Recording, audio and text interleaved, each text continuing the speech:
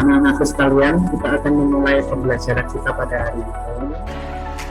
Sebelum kita memulai pembelajaran hari ini, kita akan berdoa ini. Saya minta siswa silakan Felicia untuk masuk ke dalam doa. Nah, terima kasih anak-anak. Oke, terima kasih Felicia. Nah, ya senang sekali bisa bertemu kembali dengan anak-anak sekalian. Nah, semoga kiranya hari ini kita bisa belajar dengan lancar. Ya, anak-anakku sekalian, kita akan kembali belajar. Namun sebelumnya saya ingin cek absensi dulu ya. Kalian bisa langsung mengisi daftar absensi di link yang sudah saya sediakan di grup WhatsApp kita. Silakan kalian mengisi langsung. Nah, ayo, siapa yang masih ingat materi apa yang kita barusan bahas? Siapa? Erika, silakan Erika. Menyusun teks iklan, slogan dan poster. Ya, enggak Mister.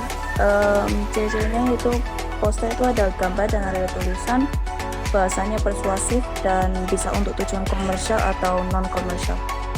Nah, kalau engkau tak mampu menjadi beringin yang tegak di puncak bukit, jadilah belukar, tetapi belukar yang baik, yang tumbuh di tepi danau. Kalau kamu tak sanggup menjadi belukar, jadi sajalah rumput, tetapi rumput yang memperkuat tanggul pinggiran jalan. kalian bisa masuk ke psikologi. Di sana ada materi mengenai teks puisi ya anak-anak. Seperti yang ada di layar kalian, di bagian teks puisi paling bawah itu kalian bisa buka kembali. Ya, saya berharap kalian kemarin sudah membaca sih ringkasan materi yang saya berikan, sampaikan di awal. Materi kita yaitu mengenai unsur pembentuk dan ciri kebahasaan teks puisi. Unsur pembentuk puisi itu dibedakan jadi dua. Yang pertama adalah unsur secara fisik. Secara fisik itu berarti yang terlihat, yang kelihatan, yang kita bisa lihat. Nah, unsur fisik dalam puisi antara lain ya. Nah, ini kalian pasti nggak asing ya. Kenapa nggak asing? Karena saya masih ingat, saya pernah mengajarkan kalian materi tentang puisi di kelas 7. Yang pertama, tipografi, ada diksi, ada gaya bahasa. Nanti kita akan pelajari satu persatu ya. Ini yang unsur membentuk secara fisik. Nah, kali ini yang kedua yaitu unsur pembentuk. Yang kedua jenisnya yaitu unsur batin. Puisi itu terbentuk bisa secara kelihatan. Nah, kita bisa tahu puisi itu dari bentuknya tampak luar, tapi kita juga bisa membuat puisi ketika kita tahu terlebih dahulu unsur pembentuk dari dalam itu apa ya. Ada tema, ada rasa, ada amanat, dan ada nada. Oke, kita akan belajar yang pertama yaitu unsur pembentuk secara fisik. Prima itu persamaan bunyi. Persamaan bunyi. Di belakang ada bunyi tu, berarti di garis berikutnya ada bunyi tu lagi. Nah, itu namanya rima. Jadi persamaan bunyi dalam garis atau bait puisi. Nah, yang berikutnya adalah diksi. Ya, diksi itu pemilihan kata dalam puisi. Nah, puisi ini kan teks yang lain ya. Kalau teks yang lain itu kata-katanya banyak, jumlah kalimatnya banyak. Tapi kalau puisi ini beda. Puisi ini cenderung kata-katanya lebih sedikit, jumlah katanya lebih sedikit. Karena itu seorang pembuat puisi harus pintar-pintar memilih kata yang cocok. Nah, kata yang muncul dalam sebuah puisi itu namanya diksi ya. Diksi yang tepat mempengaruhi baik atau tidaknya puisi, salah satunya ya. Berikutnya adalah gaya bahasa. Gaya bahasa itu bahasa yang dapat memberikan efek serta menimbulkan konotasi atau makna kias. Jadi maksudnya apa? Jadi gaya bahasa itu bahasa yang beda dengan bahasa sehari-hari yang kita gunakan, tetapi lebih menggunakan sebagai bahasa kias, bahasa yang bukan makna sebenarnya. Jadi kalau Pak Chandra membuat majas atau gaya bahasa, jangan diartikan sebagai arti sebenarnya. Bisa jadi gaya bahasa yang saya sampaikan itu artinya adalah arti kias atau bukan sebenarnya. Itu gaya bahasa. Saya kira kalian masih ingat ya materi. Dan yang terakhir adalah tipografi.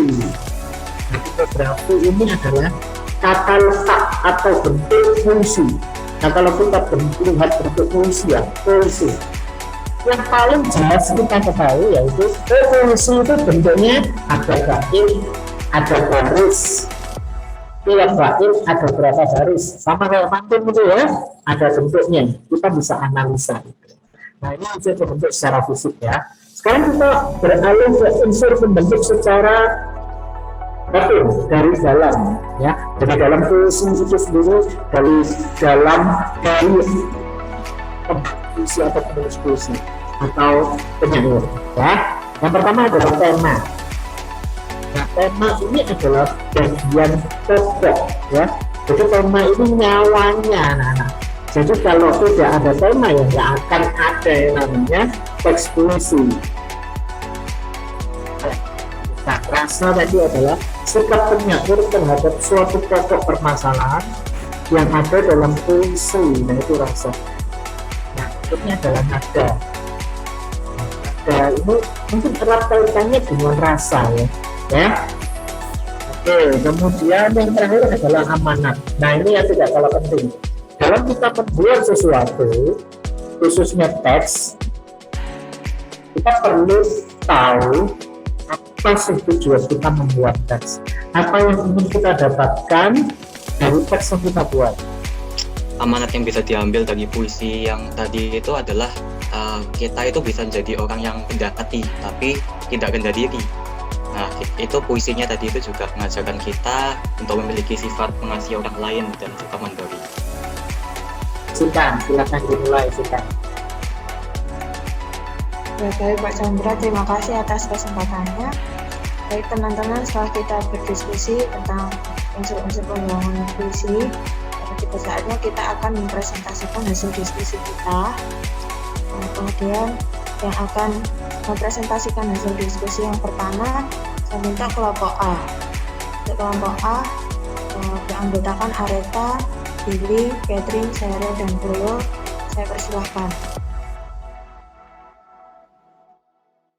Selamat pagi Bapak Ibu Guru, kami dari kelompok A akan mempresentasikan hasil diskusi yang telah kami dapatkan. Rima merupakan penguasaan bunyi dalam puisi untuk membentuk musikalisasi atau orkestrasi sehingga puisi menjadi menarik untuk dibaca. Contoh dari rima adalah rima pasang AABB Indonesia tanah airku, tanah tumpah darahku. Di sana lagu digusur dari tanah leluhur. Diksi merupakan pilihan kata-kata yang digunakan dalam puisi yang merupakan hasil pemilihan secara cermat. Contohnya seperti kata beringin yang dapat diartikan sebagai tempat perlindungan orang yang besar atau punya kuasa dan kedudukan. Seperti kata rumput yang bisa diartikan sebagai orang biasa, sederhana, dan tidak punya kedudukan.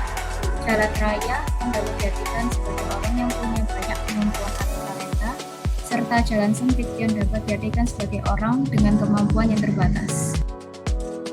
Diksi dibagi menjadi dua, diksi berdasarkan maknanya dan diksi berdasarkan leksikal. Diksi berdasarkan maknanya ada kalimat denotatif dan konotatif, sedangkan diksi berdasarkan leksikal ada polisemi, homonim, homograf, homofon, dan lain-lain. Sekian presentasi dari kami, terima kasih dan terus memberkati. Dan terima kasih untuk kelompok A sudah mempresentasikan diskusi tentang rima dan diksi. Berikutnya, saya akan menunjuk kelompok B yang beranggotakan Dean, Elvareta, Etanael, Felicia, dan Flora. Silahkan menyajikan hasil diskusinya.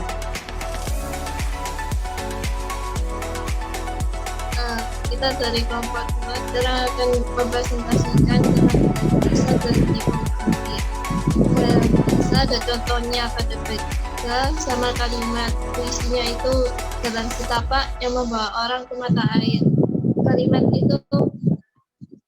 itu termasuk bahasa personifikasi. Dan pada bait terakhir keempat terdapat kalimat tidak semua kapten menjadi kapten. Kalimat itu termasuk gaya bahasa. Kalau untuk tipografi puisi tadi terbentuk atas 4 bait. Setiap bait memiliki jumlah baris yang berbeda dan totalnya ada 17 baris, yaitu bait 1 ada 4 baris, bait 2 ada 3 baris, bait ketiga ada 4 baris, dan bait yang terakhir ada 6 baris. Jadi itulah untuk tipografi puisi tersebut. Sekian presentasi dari kami. Baik, demikian presentasi dari kelompok 2 tentang gaya bahasa dan tipografi. Selanjutnya, saya akan menunjuk kelompok 3 yang beranggotakan Gwen, Oril, Jacqueline, Jovan, dan Erika. Untuk kelompok 3 saya persilakan.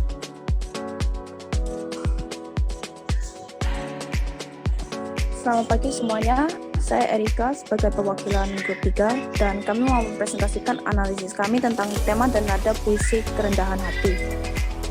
Tema merupakan bagian pokok yang mendasari terciptanya teks puisi dan nada berkaitan dengan cara penyair menyampaikan pesan kepada pembaca seperti intonasi.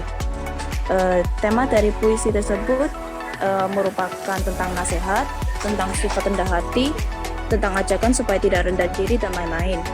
Lalu nada dalam puisi ini mungkin dibacakan dengan nada lambat karena puisinya banyak berisi nasihat, juga agar memberikan kesempatan pendengar untuk menghayati baris demi baris puisinya. Demikian analisis kita.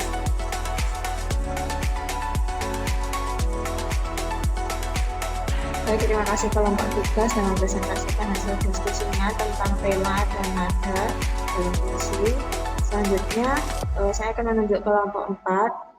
Kelompok 4 yang beranggotakan Bele, Keisha, Mario, Jeff, dan Matthew. Untuk kelompok 4, saya persilakan untuk menyajikan hasil diskusinya. Selamat pagi Mr. Chandra dan teman-teman. Jadi dari puisi yang telah ditampilkan oleh Mr. Chandra, kelompok kami telah menganalisis dan akan mempresentasikan mengenai rasa dan amanat yang terdapat dalam puisi tersebut. Yang pertama adalah rasa. Rasa dalam puisi ini dibaca dengan penuh penghayatan, karena tiap kata, tiap baris dan tiap baitnya memiliki pesan moral yang baik untuk membaca. Dan sedangkan untuk amanatnya, amanat yang bisa kita ambil dari puisi tersebut adalah agar kita bisa menjadi orang yang rendah hati, tetapi tidak rendah diri. Puisi ini juga mengajarkan kita agar kita bisa memiliki sifat mengasihi orang lain dan juga memberi. Ya, demikian presentasi dari kelompok kami. Terima kasih, Tony. Dulu setelah mempelajari bersama dengan teman-teman di kelas ini tentang apa sih unsur pembentuk puisi itu. Nah, saya minta dulu menyimpulkan secara sederhana apa saja unsur-unsur pembentuk puisi dan gunanya buat apa. Silakan dulu, sesuai yang dulu kuasai bisa disampaikan dulu. Ini belajar tentang unsur-unsur pembentuk puisi. Pembentuk puisi itu ada 2 unsur, ada unsur fisik sama unsur batin. Unsur fisik ada 5, diksi, gaya bahasa, dan tipografi. Kalau unsur batin ada tema, nada, rasa. Ya, jika tidak ada kita akan mengakhiri pembelajaran kita masuk dalam doa dan aman. Kita berdoa. Anak-anak, saya kira cukup untuk hari ini. Terima kasih buat kerjasamanya yang baik. Kita akan berjumpa lagi di kesempatan berikutnya. Tetap semangat, jangan lupa ini masih masa pandemi, tetap lakukan protokol kesehatan, masker, jaga jarak, hindari kerumunan, dan sebisa mungkin kalian cuci tangan apabila setelah melakukan kegiatan.